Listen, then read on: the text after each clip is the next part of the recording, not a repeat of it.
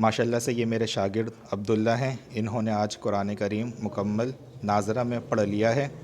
तो इनकी वालदा ने सब तमाम बच्चों के लिए मिठाई भेजी है और ये तकसीम कर रहे हैं। बेटा तकसीम करो सब में, सीधे हाथ से करो, सीधे हाथ से। हाँ, माशाल्लाह से मेरे लिए भी ये मिठाई लेकर आएँ और सामने पीछे रखिए। भाई मेरी मिठाई दिखाना, हंसो नहीं भाई, हंसो नहीं। हाँ, ये मेरी मिठाई लेकर आए और ये बच्चों के लिए मिठाई लेकर आए माशाल्लाह से।